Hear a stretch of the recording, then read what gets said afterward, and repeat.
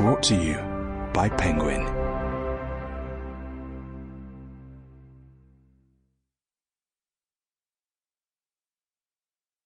The Secret Guests by Benjamin Black. Read for you by Barry Kreinick. To C.M. and his father. The young girl stood in the darkness before the tall window and watched with excitement and fascination the bombs falling on the city. The sky in the east, where the docks were, flared and flashed in all sorts of colors, yellow and blue and pink and mauve, and big clouds of smoke, red-rimmed, billowed up. It was as if Guy Fawkes' night had come early. Or, no. It seemed a sort of theatrical event, like the last act of an opera, the whole performance conducted by the sweeping batons of the searchlights. Indeed, she saw herself as a figure on a stage, standing there with the enormous shadowed room behind her and the sky in the distance on fire. Then something came flying swiftly out of the dark and banged against the window pane in front of her, making her jump.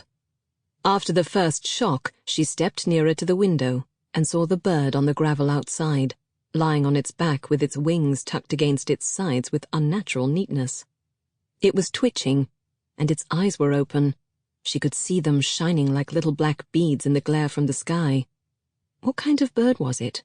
Not an owl. Could there be owls here in the middle of the city? But it might be a starling, or even a small crow. She knew it was going to die, and even as she watched, the twitching stopped and the wings went slack. She imagined people over at the docks, workers, sailors, firemen, people in the streets and even in their homes, dying like that, with their arms pressed tight against their sides and staring into the flaming sky, and then their eyes dimming and their arms going limp. The door opened behind her. "What are you doing?" her sister asked sharply. The girl didn't turn from the window. "Nothing," she said. Her sister came forward swiftly and pulled the heavy curtains shut, making the rings rattle on the rail high above. "Don't you know there's a blackout?" Her sister was 4 years older than she was, and terribly bossy. "The lights weren't on." "It doesn't matter. The rule is to keep the curtains drawn at all times after dark." The little girl sighed. Her name was Margaret. She was 10. "A bird flew into the window and was killed," she said. "It's outside on the ground, if you want to see it." "You shouldn't be here standing at the window. If a bomb fell, there would be a blast and the glass would shatter and you would be killed." "Would they drop bombs on us here?" This was a possibility she hadn't thought of before.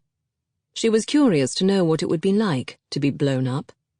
But the palace was so big it wouldn't collapse, surely.